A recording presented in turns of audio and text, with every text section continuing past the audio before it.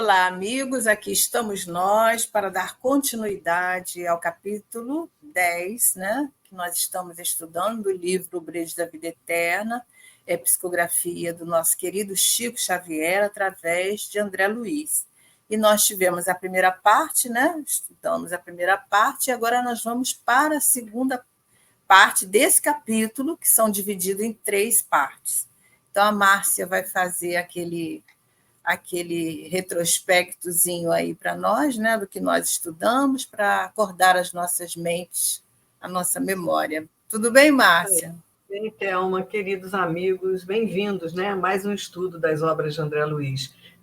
Como Thelma falou, no capítulo 10, que é o fogo purificador, né, que a gente já falou tanto de outras vezes, a casa transitória está nessa preparação para ser deslocada para que não passe pela essa passagem, que ela não passe pela passagem do fogo purificador. E aí a gente vê que a Zenóbia ali convoca, tem a ajuda de várias outras casas irmãs com o mesmo objetivo e muitos trabalhadores ajudando a estar junto com todos os maquinários para poder deslocar a casa para outro local. E mais ainda, também trabalhadores como Jerônimos e muitos outros nas redes que eles formam de defesa da casa. Porque todos aqueles que nós vimos naqueles abismos vão querer se refugiar ali. E André Luiz pergunta, mas e ela deixa bem claro, só vão recolher ali aqueles que estão com o coração sincero em querer se transformar. E André Luiz pergunta a Jerônimo, mas como é que nós vamos reconhecê-los? E aí Jerônimo explica que é através da coloração daquele envoltório dos corpos deles, que pelaquela coloração bonita, vibrante, a gente sabe quem está realmente disposto a se modificar. Aqueles que continuarem com aquela cor obscura em suas auras, esses não serão acolhidos. Então, agora nós vamos ver a continuidade desse acolhimento para que fique tudo pronto para que a casa possa se deslocar. Então, é nesse período, nesse ponto que nós estamos, onde eles estão chegando nessas redes de defesa para abrir espaço para a entrada daqueles que realmente sinceros querem se modificar. Isso mesmo. Então, a gente vai agora continuar a entender, né, entender dentro da nossa possibilidade, né, todo esse movimento aí que a espiritualidade faz para atender a esses que estão dispostos, né, a se modificarem. Então, André vai continuar a narrativa dele, né? Ele diz que, decorridos alguns minutos, chegaram novos reforços para a guarda. Todos os servos do bem, em trânsito na casa transitória, foram chamados a cooperar na vigilância. O assessor que os distribuía em vários setores do serviço esclareceu que o Instituto Socorrista deveria partir dentro de 4 horas e que, nesse tempo, em circunstâncias como aquelas, seria grande o número de infortunados a procurar-lhes as portas, acentuando que não dispunha de colaboradores em quantidade suficientes para atender às tarefas do átrio. É o que a Márcia estava colocando, né? Então, esses que estão dispostos a se modificarem, né, a deixarem para trás todo aquele sentimento de revolta, de ódio, né, o trabalho mental contrário a essas forças do bem, vão estar adentrando, os que não vão permanecer, né? E aí, antes de maiores explicações, ribombou novo trovão nas alturas. O fogo riscou em diversas direções, muito longe ainda, como a notificar-nos da sua aproximação gradativa. Dessa vez, todavia, recebi a nítida impressão de que a descarga elétrica não se detivera na superfície. Penetrara a substância sob nossos pés, porque espantoso rumor se fez sentir nas profundezas. A gente não tem muita ideia, né, Márcia, como é que ocorre isso, mas é semelhante mesmo aos nossos trovões aqui, acredito que com uma maior intensidade, né? E esse tremor seria semelhante aos locais, né, onde... Fiquei pensando, sabe, Thelma, às vezes até num vulcão, ele está falando que ele começa a sentir que a superfície não. Essa limpeza vinha de dentro e limpando todo aquele ambiente, né? É interessante. É como você falou, para a gente é um pouco difícil de entender isso. A gente imagina, né? Imagina, né? mas fica difícil da gente visualizar como que se dá isso, né? Essa passagem desse fogo purificador, como se a gente fosse pensar, né, nesse vulcão, quer dizer, aquilo espargindo a lava, mas assim, ela vai sujando, mas não é isso, né? É esse fogo que vem limpando, mas vem das profundezas. E eu fico pensando também na questão das percepções, da emoção, o que passa ali, né, a esses que estão assistindo esse fenômeno, né? Porque é um fenômeno, é uma eles coisa ali, muito... Agora a gente vê que eles estão ali só vendo os clarões, porque quando esse fogo passar naquele local que nesse momento estão, eles não estarão mais lá. Eles não verão, né? Eles já falando em torno de 4 horas, né? 4 horas que eles vão se deslocar, que o fogo vai chegar, então eles não vão ver isso, eles não vão passar por isso, né? Mas é bem curioso isso aí, porque a gente não consegue, nem na nossa mais fértil imaginação... Quando a meteorologia anuncia, por exemplo, os locais que tem o ciclone, que tem esses eventos, que há toda aquela preparação, eu fico pensando mais ou menos assim, né? Isso aí. Onde as pessoas buscam refúgio, onde outros vão buscar lugar seguro, né? Então, acho que o sentimento é mais ou menos isso, né? E por parte desses sofredores, eles não devem entender muito o que está acontecendo, né? Para eles seria um acidente, alguma coisa, né, na psicosfera ali, enfim, é bem complexo para a gente entender, né? Exatamente. Muitas vezes ouvira viajantes que afrontaram sinistros do mar e todos eram unânimes em asseverar a beleza cruel das grandes tormentas no dorso do abismo equóreo referente ao mar, bem como afirmavam que viajor algum, por mais incrédulo, conseguia subtrair-se às ponderações místicas da fé perante o turbilhão escalioante do desconhecido. Ali, no entanto, a emoção era mais solene, os fatores mais complexos, tal patético do fenômeno. Buscando talvez tranquilizar, o assistente afiançou o trabalho dos desintegradores etéricos, invisíveis para nós, tal a densidade do ambiente, que evita a eclosão das tempestades magnéticas que surgem sempre quando os resíduos inferiores de matéria mental se amontoam excessivamente no plano.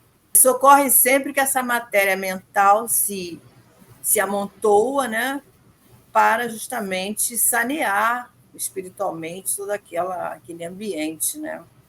Você vê, a gente não tem noção, né, Thelma, da força dos nossos pensamentos, como a gente vai impregnando e aí a gente traz isso para nós, dentro da nossa casa, como a nossa matéria mental, como ele coloca aqui, se amontou excessivamente no plano. E esse no plano é no plano de lá, no plano de cá, dentro da nossa casa, dentro do nosso quarto. Né? Então, tudo que a gente pensa, a gente exterioriza em forma pensamento. E essas formas pensamento, elas vão estar dentro de todo o nosso ambiente, da nossa casa.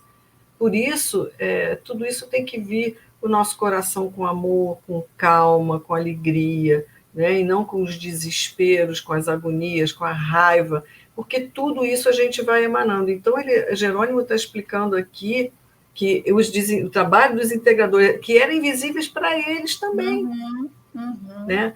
Tal a densidade do ambiente, né, evita a eclosão, quer dizer, de gerar tempestades horrorosas, magnéticas, em função daqueles pensamentos. Sempre que onde os resíduos inferiores de matéria mental se amontoam excessivamente naquele plano, ou em qualquer outro plano. Foi como a gente deu o exemplo da chuva, né? Às vezes não é sempre isso, mas a psicosfera, quando a chuva vem, ela parece que limpa, dá um alívio, não é? É assim, a gente pensa, por exemplo, o ambiente de guerra, o ambiente como a gente vivenciou aqui, que foi a consequência, né, dessas situações que vai emanando o pensamento, vai emanando, vai formando essa densidade como se fosse uma grande nuvem, né? E através a espiritualidade tem que agir, né, para que não haja coisas mais graves, né, com a própria humanidade, né? Então a gente fica pensando aí como é que é a consequência, por exemplo, de uma guerra, né, como a gente está aí vendo em alguns países, tem vários pontos de guerra espalhados no planeta, né? E a própria fome, as circunstâncias das doenças, né? Países aí que têm grandes sofrimentos, como a África, né? E aí a gente fica pensando, né? O que essas pessoas que desconhecem a prece, desconhecem a oração, né? Desconhecem essa ligação que a gente pode fazer com Deus, com os amigos espirituais, que vêm sanear aos pouquinhos o nosso lar, a nossa. Por isso que a gente precisa de orar, né? Pelas nações, pelos governantes, por toda a psicosfera da Terra, né? Para que possamos ser aquela poeirinha, né? Que vai ajudar esses amigos espirituais que trabalham nessa limpeza, né? Como a Zenóbia conta aí para nós, né? Que deve ser uma pleiade de espíritos que trabalham nessa, né? Fazendo com que nós possamos respirar, possamos continuar a vida, né? Necessária para nós. E é isso. Então, Jerônimo, experiente e bondoso, tentava sossegar meu coração. Todavia, embora soubesse que não nos encontrávamos ainda diante da tormenta de forças caóticas desencadeadas sem rumo, confesso que senti enorme dificuldade para desincumbir-me das obrigações assumidas, em virtude da absoluta despreocupação do acontecimento exterior ao ambiente de serviço. E desde aquele segundo estampido atordoante do firmamento, a casa transitória de Fabiano entrou em fase anormal de trabalho. Servidores, embora sob impecável articulação, iam e vinham apressados. Lá dentro, cogitava-se das derradeiras medidas com valioso aproveitamento dos minutos. Aparelhos de comunicação funcionavam em ritmo acelerado, anunciando o fado em direções várias, avisando peregrinos da espiritualidade superior, a fim de que não se aproximassem da zona sob regime de limpeza. 3/4 partes dos colaboradores efetivos de Zenóbia cuidavam das providências alusivas ao voo próximo, que estava chegando o momento, né? Ou organizavam acomodações para os necessitados que iam adentrar ali daquele bando, né? Ele chama de bando, né? Que era imensa a quantidade. Imagina a algazarra, né?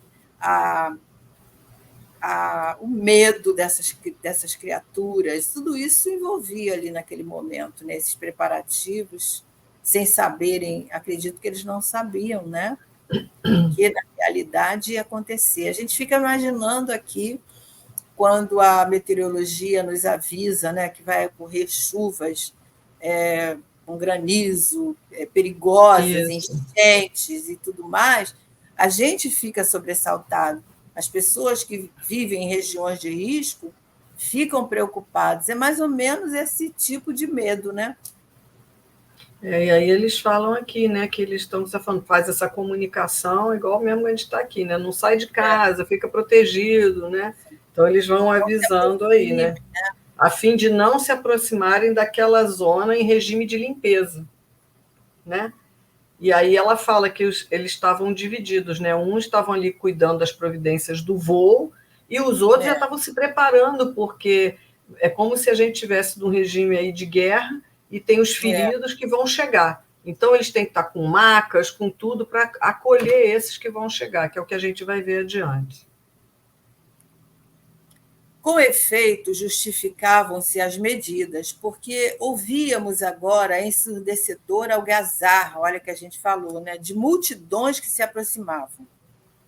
Sucederam-se outros ribombos, outros barulhos ameaçadores, né, despejando fogo na superfície e energia revolventes no interior do solo, era por dentro do solo que pisávamos. Ondas maciças de sofredores aterrados começaram a alcançar as defesas. Era dolorosa a contemplação da turba amedrontada e expectante. Aproximamo-nos dela quando era possível.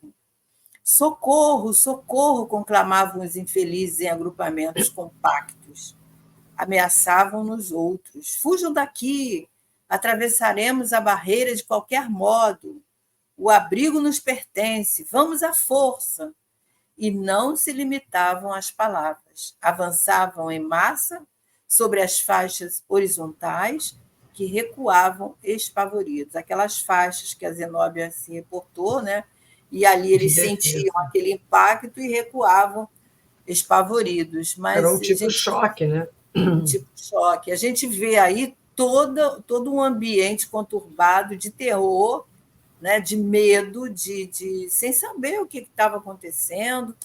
E é mais ou menos os acidentes que nós conhecemos aqui no nosso mundo, né? Nosso mundo físico, alguns acidentes que acontecem e que a gente fica desse modo. Imagina, no mundo espiritual, a gente às vezes fica pensando que não existem essas coisas, né? Mas o mundo espiritual é outra dimensão aqui mesmo que nós não podemos visualizar, né? A gente aqui na ideia do livro, na ideia do livro, a gente, como você falou, a gente não tem muita noção, né? Mas se fosse até mesmo fazer um filme com essas cenas, quando a gente lê, seriam filmes aterrorizantes de ver essa percepção aí, né? Despejando fogo na superfície e energias revolventes no interior do solo, quer dizer, lá por dentro também, naqueles abismos onde eles foram visitar e tudo, toda essa parte tendo que ser mexida para tirar dali essas formas de pensamento, essa matéria mental, como Jerônimo nos disse, né? E eles queriam invadir, né? Por isso Zenóbia diz para montar as redes de proteção. De proteção, né? E aí a gente sente a revolta nessa fala deles, né? Se não der para entrar, nós vamos entrar à força, né? Então é ameaçando. Então a gente vê aí o nível espiritual dessas almas, né, que se encontram ali e que a gente não sabe o que acontecerá com aquelas que não conseguirem ser levadas. Né? E aí outros gritavam: ajudai-nos por amor de Deus. Suplicavam os menos atrevidos: recolhei-nos por caridade, seremos perseguidos pelo fogo devorador. Mas é interessante que, mesmo eles gritando assim, eles tendo esse pedido de socorro, se eles não tivessem prepostos ao bem, eles não seriam acolhidos. Né? Entretanto, com maior ou menor intensidade, todos os sofredores exibiam escuros círculos de treva em torno de si. Um deles atingiu-nos, o círculo de atividade, e identifiquei-o. Não havia qualquer dúvida, era o verdugo, que me provocara tanta revolta íntima na véspera. Postou-se de joelhos, não muito longe de nós, e implorou: tende piedade de mim, as fogueiras ameaçam-me, penitenciam-me. Fui pecador, mas espero contar com vosso auxílio para reabilitar. E as rogativas sensibilizariam qualquer cooperador menos avisado. Mas, prevenidos quanto à senha luminosa, notávamos que o pedinte se cercava de verdadeiro manto de trevas. Então, é assim que acontece, né? Então, ali era um daqueles revoltados que não ia receber, não ia ser acolhido, né? Porque não tinha senha luminosa. Interessante, né? Isso fica difícil para a gente, né, Thelma? Aqui para a gente, nós não temos essa percepção. Como é que a gente vai saber quem está de coração? Pois é. Às vezes a gente tenta sentir isso, né, pelas vibrações da pessoa, mas quem realmente está de coração aberto? Mas ainda assim nós somos enganados, né? Somos muito Porque enganados. Eu estou muitas, falando, é isso que eu estou falando, é muitos muito lobos na difícil. pele de cordeiro. Então, assim, é muito difícil que a gente consiga aqui no nosso plano saber se aquela pessoa está de coração realmente, verdadeiramente mudado e tudo. Eles não, lá eles têm ainda a prerrogativa de perceber a aura. Então, só realmente quem é mesmo bem sensível aqui no nosso plano consegue saber, não está falando a verdade, isso não é do coração, né? Mas isso não é tão simples para nós aqui encarnados. Não, né? não é mesmo. Então, dele se aproxima Luciana, né? Quanto pôde desse verdugo. Fixou bem, fez significativo gesto e exclamou espantada, embora discreta: "Oh, como é horrível a atividade mental desse pobre irmão." Lembrando que a Luciana ela tinha aquela Capacidade de faculdade evidência, né? de clarividência, né? Vêem-se no halo vital deploráveis lembranças e propósitos destruidores. Ele está amedrontado, mas não convertido. Pretende alcançar a nossa margem de trabalho para se apropriar dos benefícios divinos sem maior consideração. A aura dele é demasiadamente expressiva. Ia dizer mais alguma coisa. Bastou, entretanto, um olhar do assistente que nos dirigia para que se calasse, humilde, reintegrando-se no trabalho complexo que tínhamos em mão. Dilatavam-se fogueiras enormes em direções diversas e raios fulgurantes eram metodicamente despejados do céu. Vasta dose de paciência era despendida por todos nós para conter a multidão furiosa. Que luta, né? Que trabalho árduo dos espíritos. E a gente fica pensando que eles estão fazendo isso sempre, né? No socorro à humanidade. Sempre. E a gente pode pensar que maldade, né? Deixar alguém lá, mas olha, entrando Então, um ser desse, que perturbação não faria dentro da casa transitória? E ele, uma hora, a hora dele vai chegar, uma hora ele vai cansar desse mal, uma hora ele vai cansar desse sofrimento, uma hora ele vai cansar desse vazio e ele vai se entregar, assim como muitos vão ser acolhidos, que nós vamos ver adiante. cada colônia, né, cada local de socorro tem os seus recursos, né? A gente lembra, por exemplo, o nosso lar, naquela rede que jogavam, né? Lá no umbral, e os espíritos agarravam, né? Aqueles que pedindo socorro também, né? A gente lembra daquela mulher cheia de pontos negros, né? Isso, de abortos, né? Por causa da prática do aborto, né? Então, que não conseguiu, mas eles vão estar no momento, cada um tem o seu momento, né? No momento certo, porque lembrando que Jesus nos fala, né? Nenhuma ovelha do meu rebanho se perderá. Só que agora eles não estão preparados, agora eles ainda estão sendo esses lobos, né? Na pele de cordeiro, né? Porque a gente pode ficar pensando, né? Que maldade. Então o pai abandona, Jesus nos abandona. Não, até porque eles tiveram chance naquela hora, quando Zenobia estava lá no abismo, e ela falou: todos terão chance de ser acolhidos, mas tem que querer. Então, esse é um momento que eles não estão prontos ainda, vão continuar e vai sair para um outro lugar, e no que sair para outro lugar, eles vão fugir, para voltar a esses locais da onde eles não vão buscando a mesma ambiência. Coisas, exatamente, exatamente. Porque não mudaram a mente, né? Continua Exatamente. no mesmo ponto. Então, impressionavam-nos as formas monstruosas e miseráveis a se arrastarem vestidas de sombra, quando começaram a chegar entidades aureoladas de luz. Trajavam farrapos e traziam comovedores sinais de sofrimento, dando a perceber que desejavam isolar a mente das centenas de revoltados que ali se congregavam em ativo movimento de insurreição. Contemplavam o alto e cantavam hinos de reverência ao Senhor, em regozijo da própria renovação. Cânticos esses abafados pela algaravia dos rebeldes agitados.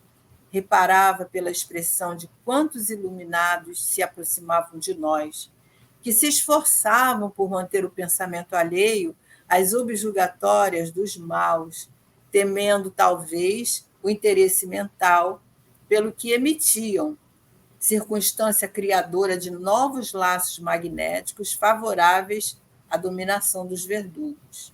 Intentavam, por isso, alimentar o máximo desprendimento dos apodos que lhes eram lançados pela turba malévola e impenitente. Formavam agrupamentos de formosura singular. Então, a gente vê aí nessas formas que ele... A gente não... nós entendemos, mas não conseguimos visualizar, né? E parece até, você falou em filme, aí parece mesmo uma cena de um filme, né? Algo assim, desses filmes que a gente vê de ficção, né? Para nós aqui, que a gente até já falou isso, né? Que esses escritores, esses diretores, esses criadores dessa composição vão ao mundo espiritual, só podem, né? Para captar essas imagens tão fortes, né? E é interessante esse pedaço quando ele fala aqui, ó, dando a perceber que desejavam isolar a mente das centenas dos revoltados que ali se congregavam em ativo movimento de insurreição. Contemplavam o alto e cantavam hinos de reverência ao Senhor, né, em regozijo da própria renovação. E aí, mesmo que eles ouvissem aquela barulheira que estava em volta, eles não se deixavam influenciar e envolver, né? E aqui ele fala que eles estavam unidos. E aqui ele fala que, olha, que estavam, acho que juntos, né, de mão dadas, alguma coisa assim. Laços, né? Magnéticos. De laços magnéticos que se uniam como se eles fossem um só. E isso dava força para eles, para que eles conseguissem ultrapassar aquela barreira de todos aqueles turba, que estavam, né, ali, aquela turba, e ver que a gente diz aqui, ó, que tinha luz, né? André Luiz fala dessa luz, emitiam circunstância que era de novos laços magnéticos favoráveis, né, à dominação. Então, ele tentava alimentar o máximo desprendimento de tudo aquilo que daquela turba ali. Então, eles formavam agrupamentos de formosura singular.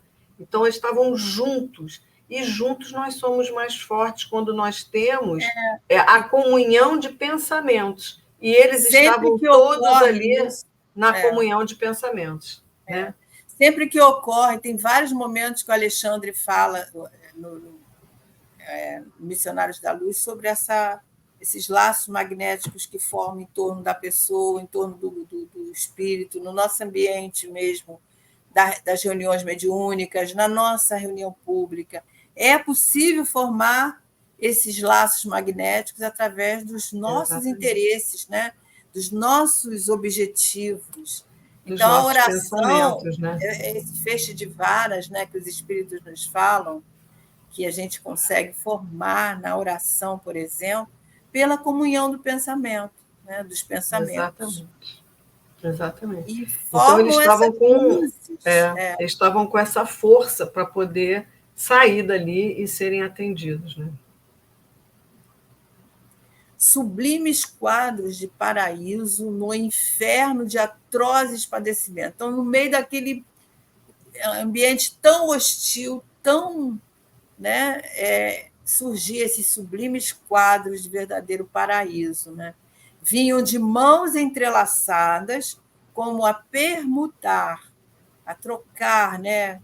Cada um dando doando força para o outro, né? e recebendo as forças, as energias, a fim de que lhes aumentassem a força para a salvação. Muito No lindo. rito supremo da batalha que mantinham, talvez desde muito antes. Talvez eles já tenham chegado aí através dessa força, né? Porque quando a gente confia, quando a gente deseja, né, obter a ajuda, a colaboração dos amigos espirituais, é esse propósito, né? De nós estarmos. E quando estamos juntos, como você falou, isso se torna muito maior, né? Exatamente. E esse processo de troca instintiva dos valores magnéticos infundia-lhes prodigiosa renovação de poder, porquanto levitavam. Então, eles levitavam, sobrepondo-se ao desvairado ajuntamento. Emoldurava-se-lhes a fronte pelos belos círculos de luz, com brilho mais ou menos uniforme. Quer dizer, cada um emitia a sua luz, né? Enquanto os tipos de semblante sinistro lhes dirigiam insultos, elas cantavam, esse grupo cantavam hosanas ao Cristo, entoando louvores que, de certo, lembravam os júbilos dos primeiros cristãos, perseguidos e flagelados nos círculos, quando se retiravam sobre os apupos de espectadores perversos. Aí a gente vai lá naquela imagem, né, há 2000 anos, né, naquele momento em que a protagonista, que é a Lívia, né, se entrega ali naquele circo de feras. Imagina, todos os cristãos ali vibrando, né? Quer dizer, os corpos são destruídos, mas a beleza espiritual se manifesta, né? E a gente vê aqui como que essa força, né, magnética que os mantinham ligados, porque eles estavam ali, ó, nesse processo de troca instintiva dos valores magnéticos, infundir-lhes prodigiosa renovação de poder. Renovação de força, porque, de poder, né? porque por quanto levitavam. Vocês lembram quando Zenóbia estava no abismo, com todos, o padre Hipólito falando, e uns querendo vir, mas eles caíam porque não tinham como, eles ainda estavam com a mente ali, e era um só, cada um lutando por si, e não conseguiam. E agora não, esses que realmente queriam se juntaram em força de renovação em volta deles, do poder da mente deles, eles conseguiram levitar sobre aqueles outros que estavam ali falando, mas não de corações renovados. Olha a força do pensamento desse grupo. A força do pensamento, né? Dos desejos puros, dos objetivos, dos propósitos, tudo isso tem muita influência na nossa vida, né? E aí a gente vê que dirigiam insultos, mas não chegava até eles. Não atingiam. Eles estavam com a mente ligadas em Jesus. E Jesus conseguia, e os amigos espirituais conseguiam sustentá-los ali. Aqueles insultos, aquilo não chegava, como o exemplo que eles dão dos circos, né? Porque eles ficavam sem entender como é que aqueles cristãos iam para entregue às feras e às tochas ali que tocavam fogo, e não cantavam, e já nem percebiam aquele ambiente, né? E a gente fica pensando, trazendo isso para nós, né? No valor da oração, né? No valor da nossa fé, que quanto que nós podemos enfrentar nas nossas dificuldades, né? No nosso dia a dia, nos processos que nós vivemos na nossa encarnação, às vezes processos sérios que a gente sabe que não vai terminar aqui, né? Que são reabilitadores, e o quanto que nós podemos nos fortalecer através da oração, quando nós buscamos a casa espírita, quando nós estamos ali, às vezes, na câmara de passe, recebendo passe, né? E que a gente sente nas nossas entranhas espirituais essa ajuda, esse fortalecimento, e a gente sai mais leve, a gente sai pronto para enfrentarmos, né, aquilo que está no nosso dia a dia. Então, isso para nós é uma força muito grande, de uma demonstração aí do que nós podemos fazer com a nossa fé, com o nosso pensamento, né, com o nosso desejo. E aí ele vai continuar dizendo: todavia, para se acolherem ao asilo de Fabiano, necessitavam, quer dizer, esses espíritos aí, para serem acolhidos, eles necessitavam pousar rente a nós, que lhe abríamos passagem prazerosamente. Então, eles levitavam e se pousavam ali frente, né, a eles.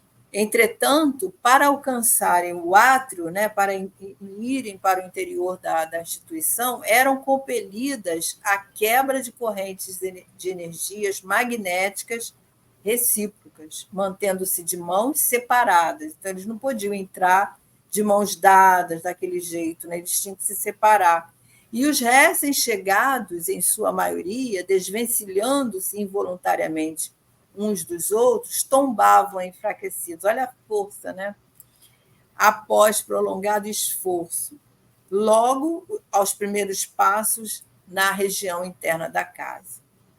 Semelhavam, assim, as aves esgotadas, em laboriosa execução, depois de atingirem o objetivo que as fizeram afrontar distâncias e tormentas.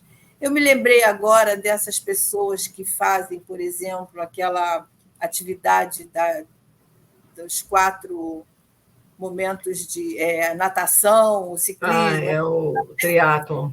É o triatlon, né? Aí, quando a gente vê, por exemplo, aqueles e vão para a água, e quando eles chegam no local, né, eles chegam extenuados, eles chegam dessa forma, aí, como se fossem essas aves esgotadas de energia. Né?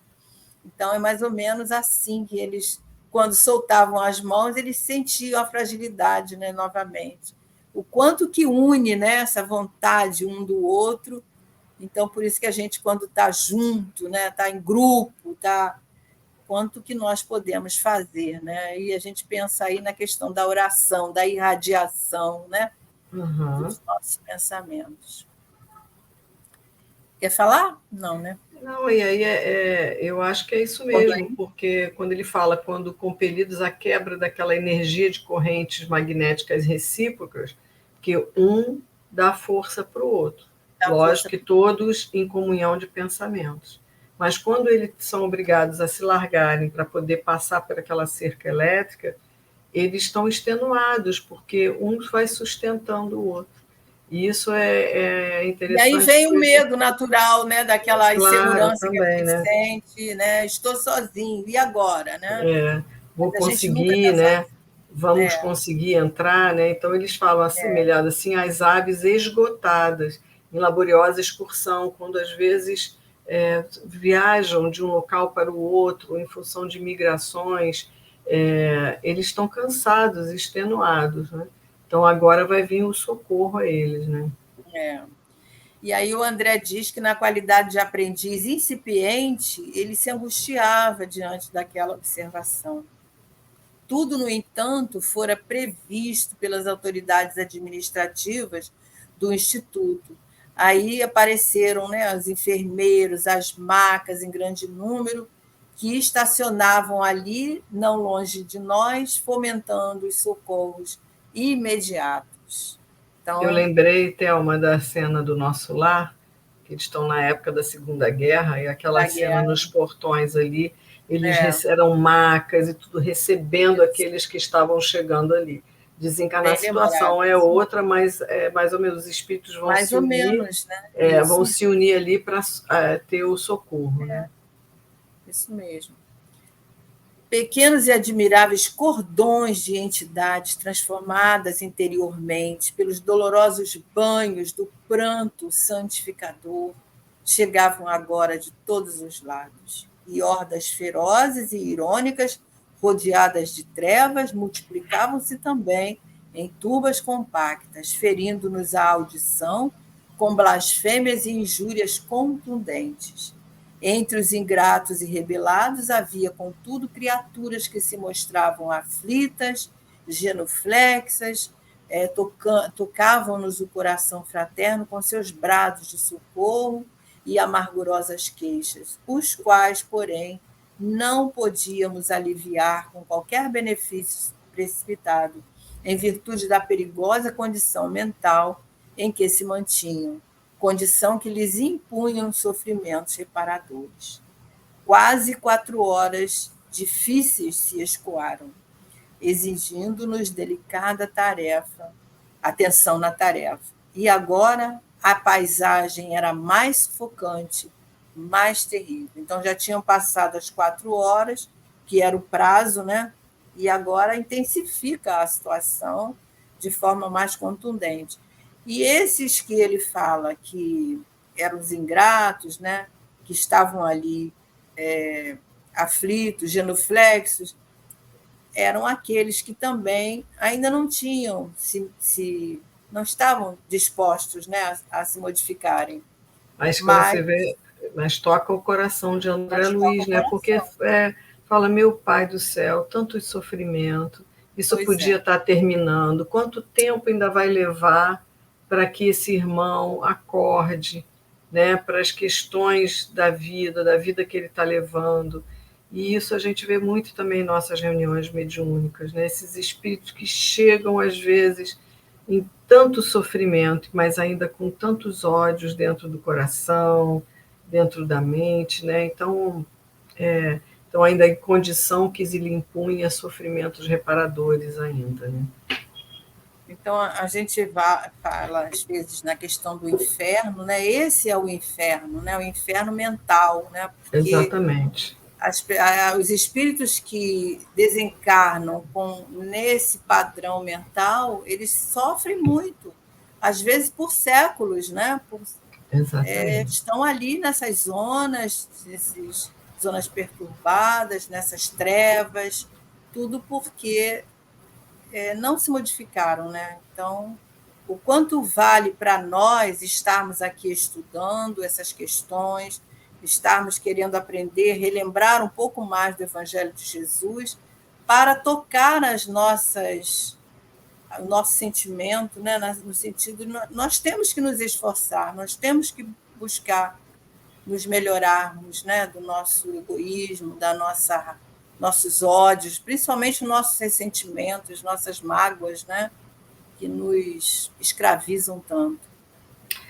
E assim nós terminamos mais essa parte. Semana que vem nós estamos na última parte do capítulo 10, para a gente ver o final do fogo reparador. Já vamos ver no próximo capítulo a casa transitória já sendo deslocada, né? O esforço mental de todos para sustentar essa movimentação da casa transitória. Esperamos ver vocês na semana que vem, que Jesus nos abençoe e que possamos ir em paz. Até lá, né, Thelma? Até lá, esperamos todos aqui nesse aprendizado e que possamos perseverar nas nossas questões mais íntimas, orarmos, né, perseverarmos com Jesus na nossa vida para que nós possamos caminhar com Ele a cada dia. Até lá, Márcia. Fiquem com Deus, queridos, e até a próxima, se Deus quiser.